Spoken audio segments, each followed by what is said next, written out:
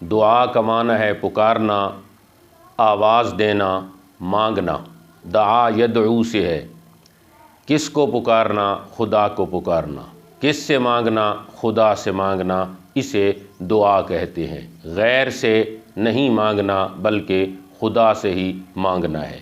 حضرت بایزید بسطامی رحمۃ اللہ علیہ ابلاغ حق کے لیے جا رہے تھے اور راستے میں انہوں نے دیکھا کہ ایک فقیر نے ایک دروازے پر مانگنے کے لیے دستک دی تو اندر سے کتے نے آواز نکالی۔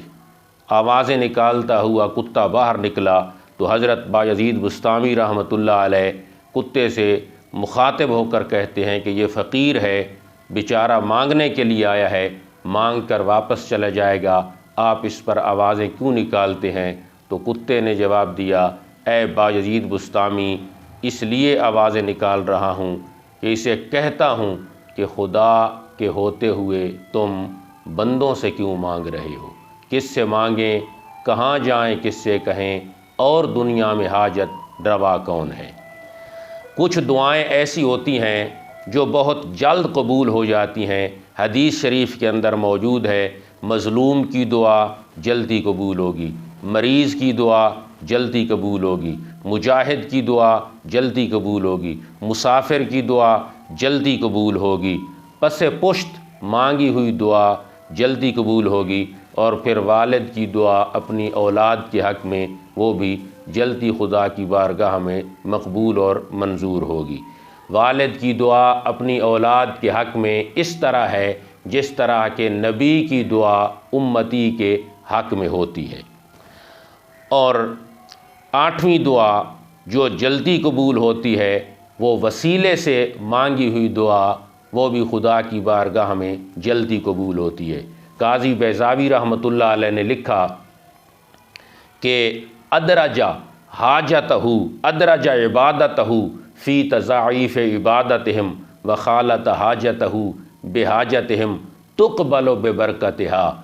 اپنی عبادتوں کو نیک لوگوں کی عبادتوں کے ساتھ ملا کر خدا کی بارگاہ میں بھیجا کرو، وخالت حاجتہ بحاجتہم، اور اپنی دعاؤں کو نیک لوگوں کی دعاؤں کے ساتھ ملا کر خدا کی بارگاہ میں بھیجا کرو، تقبل ببرکتہا، نیک لوگوں کی برکت سے اللہ تبارک و تعالی تمہاری حاجت جلد پوری کر دے گا، تمہاری دعا بھی قبول فرما لے گا۔ وسیلے سے مانگی ہوئی دعا بھی جلدی قبول ہوتی ہے۔ اولیاء کاملین، انبیاء علیہم السلام، حضور محمد مصطفیٰ صلی اللہ علیہ وسلم کے وسیلہ جلیلہ سے جو دعا مانگی جاتی ہے وہ دعا بھی اللہ تبارک و تعالی جلدی قبول فرماتا ہے۔ کچھ دعائیں ایسی ہیں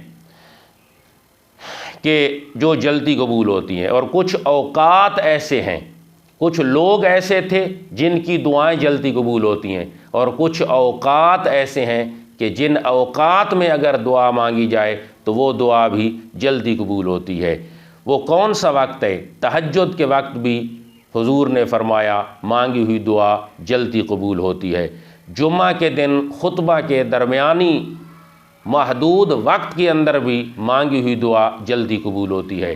جمعہ کے دن عصر سے لے کر مغرب تک مانگی ہوئی دعا بھی جلدی قبول ہوتی ہے، اور بارش کے وقت مانگی ہوئی دعا بھی جلدی قبول ہوتی ہے۔ اور 5ویں جگہ ہے کہ جب مرغ آذان دے تو اس جگہ پر کھڑے ہو کر، جس وقت مرغ آذان دے رہا ہو صبح کے وقت، اس مرغ کے ساتھ کھڑے ہو کر آدمی دعا مانگے تو وہ دعا بھی جلدی قبول کر دی جاتی ہے۔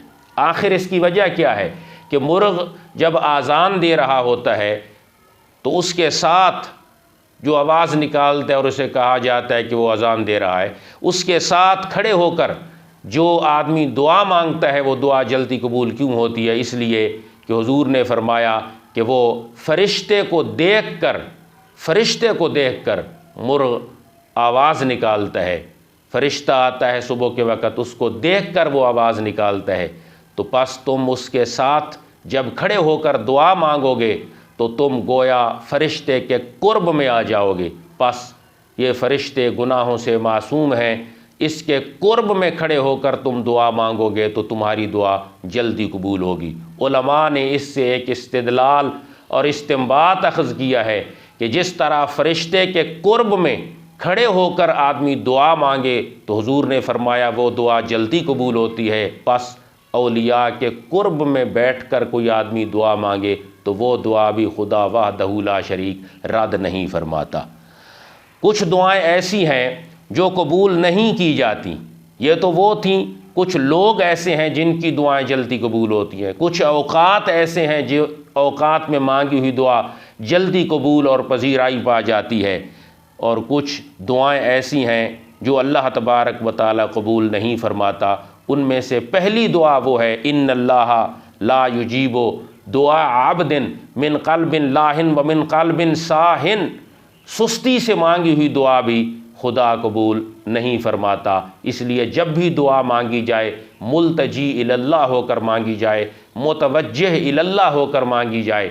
یہ نہیں کہ آدمی دعا مانگ رہا ہو اور یکسوئی نہ ہو، اس کا دل کسی اور جانب لگا ہوا ہو، وہ دعا لا یجیب دعا عبد، اس کی دعا قبول نہیں ہوگی۔ دوسری دعا جو قبول نہیں ہوگی، فرمایا چغل خور کی دعا بھی اللہ تبارک و تعالی قبول نہیں فرماتا۔ بلکہ ایک روایت میں تو اتنا تک بھی آتا ہے کہ ایک اللہ کے مقبول بندے نے دعا مانگی، وہ مستجاب الدعوات مقبول بندہ تھا، لیکن آج اس کی دعا قبول نہیں ہو رہی۔ تو پوچھا گیا تو ہاتف غیبی سے آواز آئی کہ اے اللہ کے خاص الخاص بندے، تمہاری اس محفل کے اندر ایک چغل خور موجود ہے، اس کی وجہ سے تمہاری دعا قبول نہیں ہو رہی۔ سوچئے کہ اگر چغل خور کسی محفل میں ہو تو دوسرے لوگوں کی دعا اس کی نحوست سے قبول نہیں ہوتی، خود اس کی اپنی دعا کیسے قبول ہو سکتی ہے؟ اور تیسری دعا جو دعا قبول نہیں ہوتی، فرمایا جس کے اول اور آخر حضور صلی اللہ علیہ وسلم کی ذات ستودہ صفات پر درود نہ بھیجا جائے، وہ دعا بھی آسمان اور زمین کے درمیان لٹکا دی جاتی ہے، قبول نہیں ہوتی۔ ہاں، جب آدمی اول اور آخر درود پڑھتا ہے تو وہ دعا خدا کی بارگاہ میں پہنچ جاتی ہے، پس آسمان اور زمین کے درمیان لٹکی ہوئی دعا درود مصطفیٰ خدا کی بارگاہ میں لے کر جاتا ہے، اور قیامت کے دن عذاب، عقاب اور اللہ کے عتاب میں لٹکا ہوا گناہ گار شخص حضور صلی اللہ علیہ وسلم کی ذات والا صفات کے وسیلہ جلیلہ سے خدا کے قرب اور خدا کی بارگاہ میں پہنچ جائے گا۔ فرمایا گیا زمین چاند ستارے سلام کہتے ہیں، سلام کہتے ہیں سارے، سلام کہتے ہیں نصیر، نام جب آتا ہے ان کے ہونٹوں پر درود پڑھتے ہیں سارے، سلام کہتے ہیں۔ وما علینا الا البلاغ المبین۔